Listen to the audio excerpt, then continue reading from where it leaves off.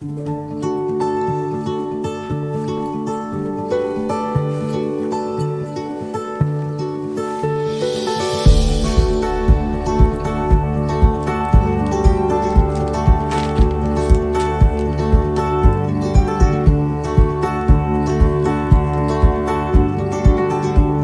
guys, welcome to Comfy Cozy Up. So this week I didn't get a chooser video out, but I've been writing, guys, so happy about that. And I also decided to take a day off to not do anything, which was the first in a while because even when I ended Vlogmas, I think the few days I was cleaning and still organizing, so I didn't really like take a day to just do nothing, and I did that. So I was so happy because it feels good to, pull back a little. And then afterwards I just started writing, and so that feels good. So, but I also been reading, and the book I'm reading surprised the hell out of me because I did not think this is what the story was going to be about. And that is Remembrance by Rita. And you can see my bookmark. I love this. Anyway, so this is a historical fiction. Now, you know I love my historical fiction, but this is like completely out the box for me in terms of it is a book that has more of a magical realism aspect to it. It is a Haitian story that surrounds 4 women.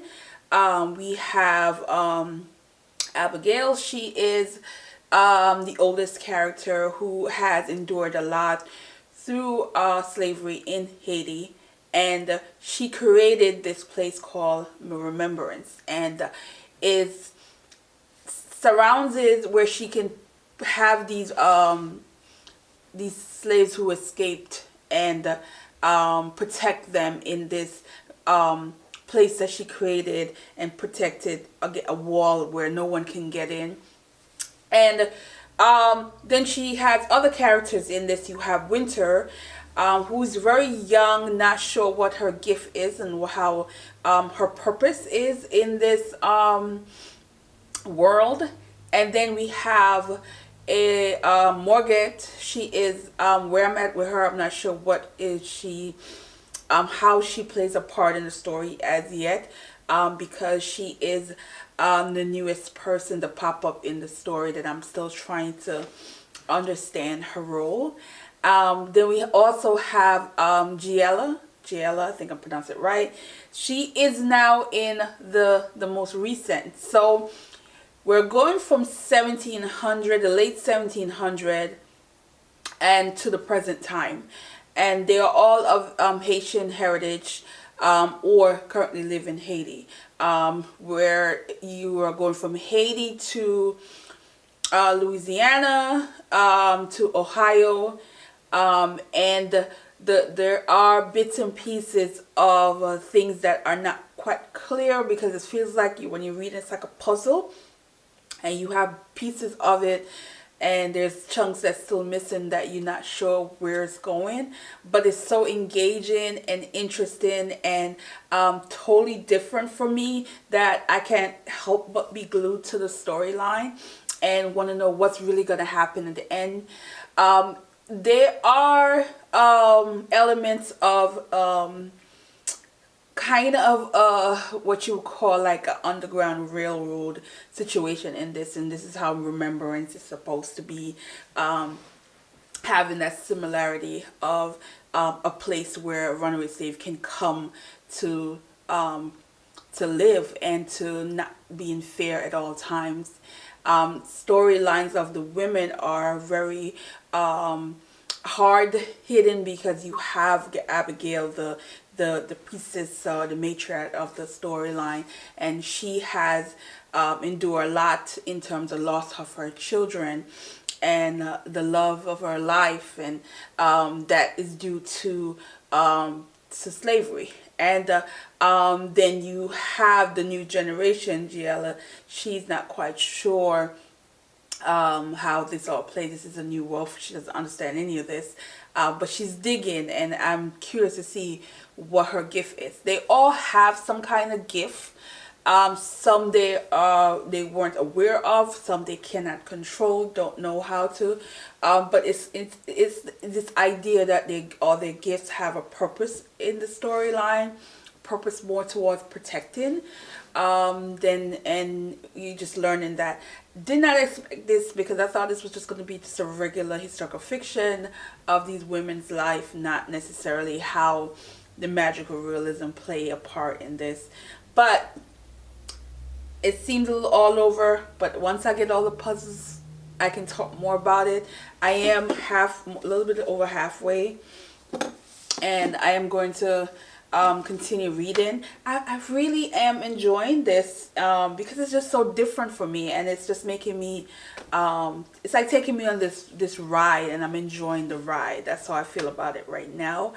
But yeah, and the Haitian history, there are bits and pieces of the Haitian history as far as the many attempt at revolt prior to them actually succeeding, was in the early part of the story, which I enjoy. They do talk about in modern time with Giella, how the earthquake affected her. So there are some historical things in this that are real versus like the other stuff that's going on that has the magical realism effect to it. So yeah, I'm gonna continue this, guys.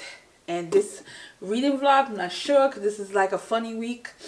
And I bought some kitchen gadget. I call them kitchen toy. I had a gift card from the holiday that I received from my job that I didn't use because I totally forgot about it and didn't get it in my hands until about a week ago. So I actually went to Home Goods with it and got upgraded some of my kitchen tools. So I'm hoping to like play around. If you saw my Instagram on Sunday past with those little muffin thing, that was one of the gadgets that I was able to use, and it's cute. But it's just for toy. I think it's just something I wanted, and what I like is some of the tools are small, so they fit in my cabinet, so I don't have to have them on my the counter. So that was kind of nice. And I got an air fryer as well. I got a bunch of stuff. I'll put in, so you can see it. The air fryer I tried out. It didn't quite go as well the first time around, where I had to do too many times because it's bigger meat. But I'm glad I tried it the first time with bigger meat, because this way I know that the small stuff, the wings and stuff, will be so easy in there. I like that it was easy to clean. That was a good thing. And then and the other stuff I tried with the omelette. And I have a small waffle maker that I'm really enjoying right now because it's just minimized instead of having this huge, we call it Belgian waffle situation where sometimes I don't eat it all. These, you make small mini waffle makers with those. But I'm going to do some cooking with them and find some really, really interesting and different recipe. Create my own recipe and try some things and show you guys how that works. And yeah, so on to the next one, guys. Yay.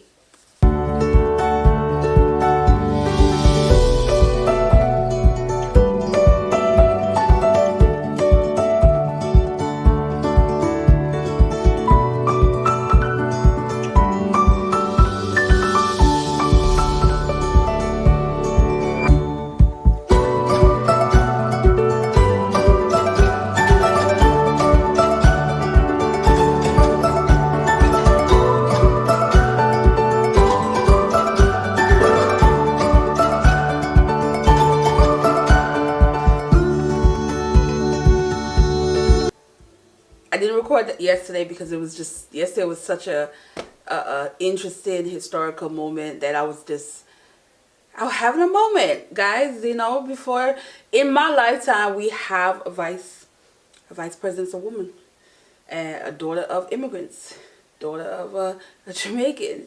So there were things that I was feeling, and I just wanted to be in that moment, and so I didn't record anything. It was just a special day because it happened, guys. So, as usual, they're politicians. Some who hoping for the best, hoping that they are make good changes, and that we're not, that we can recover from the mess of the last 4 years. That's how I look at it. But anyway, the book I'm reading, guys. Oh my God. This book is good. For a book that is centered around slavery, we're talking slavery in parts of Haiti, Louisiana, and how these characters are put in situation that they have to learn to survive. These are women, and the thing is, the heroes in this are women, and how they have this gift. And in this, you have one particular character that I really like, how she doesn't really know her gifts. She's slowly learning her gifts, and she's in situations that she needs to know how to use her gift to survive. And how it's happening where she's with, just so happens to be with another character who's not the main character. She's a side character, but she's very relevant in this story. And she's a healer, and she and Winston don't quite get along, and how they are having to survive. So there's moments where I'm laughing, where I'm like, this is not a laughing book. But I'm laughing because of how they're reacting to each other, and somewhat provoking each other, but in a way that I think benefit them, and I am loving this. I'm loving the matriarch, the priestess, Abigail, because I like the idea of revenge and how it is talked about in the story, because realistically, you're not going to be peaceful if you've lost everything. You've lost your children, the love of your life. You've put in a situation where you cannot even grieve those losses, and you will probably have this resentment and this inner torment of how to deal with it. And you see that in this character, and I appreciate that, because I think a lot of times there's this idea that slaves just survive, and as if like their feelings are not relevant. It's just more of the survival becomes so much important than their feelings. And that's part of this book that I like, how it tap into all of that in this story in a more realistic way of talking about our emotions and what some of these our ancestors may have been through, and how they were able to deal with it. I think when I read some of the early on, like Harlem Renaissance book, where they are in the early years, the teens, the 19s, and that there were survival from former slave who are in the storylines, who have grandchildren or children that can talk about what their parents or their grandparents have experienced during slavery, and see maybe the after effect of what it did, as far as those who have lost greatly family or stripped of their children, may have stories to tell of that, versus us, how many generations down the road that we're just reading stories that just focus mainly on the fact that they survive, and not how emotionally damaged they were after. We know from generation to generation we do carry the burden of some of that, but it's not the same as if you were there, kind of deal.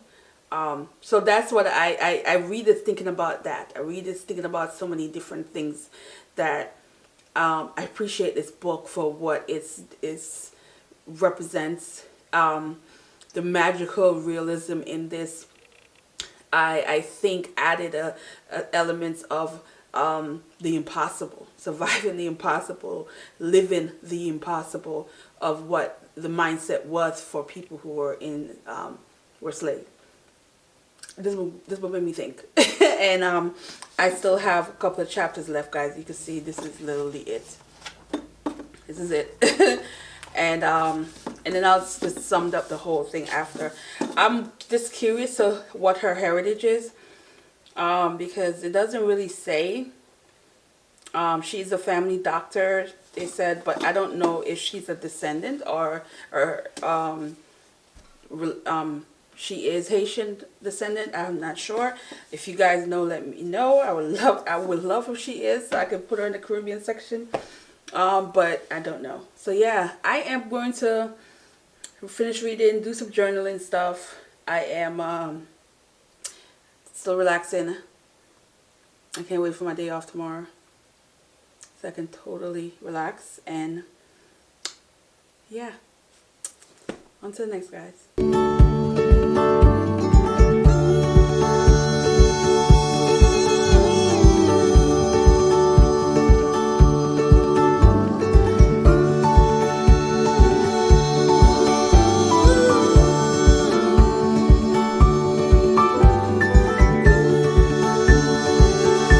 So I am here to give you my final thoughts on the book.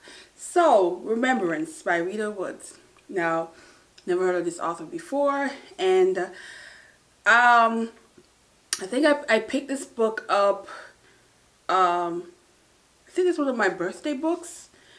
Yes, this was one of my birthday haul books. And I remember just reading the back and thought, oh, this sounds like my kind of thing, because you guys know how much I enjoy historical fiction. It's one of my favorite genres.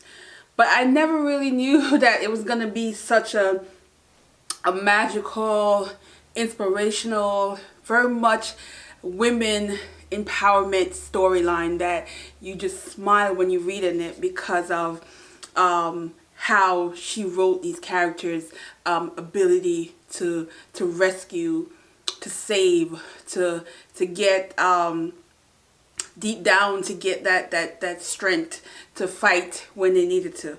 I love that about this story. Now, the way these 4 women in this book come together and their purpose in this storyline was done, I really enjoyed. I love Mama Abigail's storyline, because I love how the good and the flaws that she has and the pain that she's going through, how it's described in the storyline, because it became more realistic in terms of thinking of a person who has endured so much loss because of slavery, and how she turned that loss into this ability to save others, to protect others, even though sometimes she's misunderstood and not quite, even within herself, struggle with her grief, struggle with wanting to do more and unable to do. In this case, you see where this world that she had created, and how when the wall of this world crumbled, and her ability to even mentally focus on doing more and accepting what's going on, how it happened. You just love that side of her, the human side of her, although there's this magical thing that surrounds her. She's have this purpose in terms of the ancestors chose her to carry on their mission to save lives, to protect these people who are slaves, and how it transfers to another person, This is how you see the storyline go, and where the generation goes, and all these women's purpose in this storyline.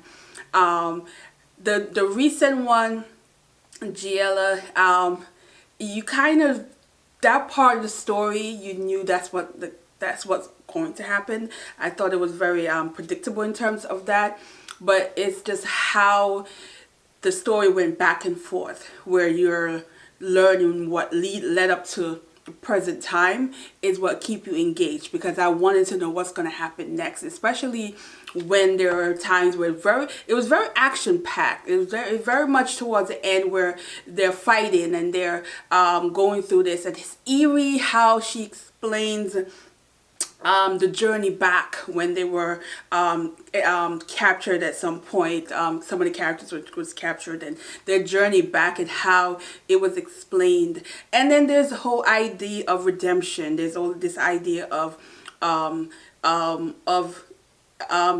getting into your own feelings of what should be done. And there's this one character, Winter, and you see her, you know, her power coming to her, and how she realizing what she has to do, but still have a heart, still being able to be not allow what was happening to her completely fuel her bad judgment. And you can see where some of the people would have done this, and where she's not thinking like that. She's not allowing everything that's the anger and the bitterness in her take over, where she's completely judging everyone for that. And I only say that in terms of a particular character that showed up in this that became somewhat weird, but in a way it's like that always seems to happen. I don't want to give it away, but that situation always seemed to happen. There's just always going to be that one person, and you know, that's how I felt about this. But overall, this was a really good one. I think if you are looking for something for Black History Month in February, you can enjoy this. It is not book that's rooting around slavery that is completely draining and you know, like emotionally exhausting.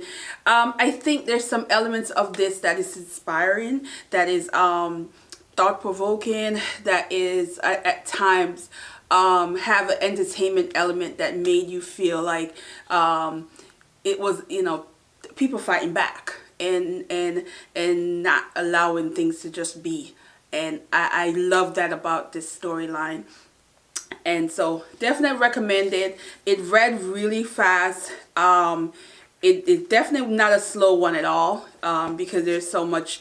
It's so much, because of the storyline is divided up into 4 characters. So there's so much going on that it doesn't drag, because it's each character has their moment in this. And but you know, there are some elements of the last generation person, Giella, that was kind of not really completely. There was like, I wanted to know what was going to happen with that situation, but it's terms of her purpose showed up, and you just kind of never knew what would have happened if, you know, if that didn't happen, that kind of deal. It just have behind my mind, I'm just having this question about that, which is, I think it's not really important, but for me it's like, oh, I wonder, you know, that kind of deal. But it's so much about purpose. When I think of this, I think of your purpose, your mission in life, that kind of question and thoughts that I have when I think of Remembrance is purpose. And so yeah, I am going to end this, and I definitely recommend this book. And if you've read it, did you enjoy it? What was your favorite character in this? And you know, what was your takeaway? Like, how did you really feel about this storyline? It's definitely surprised the hell out of me, because it's just not what I thought it was going to be. But I like this a lot. So yeah. Alright guys, thanks for watching, and have a good day.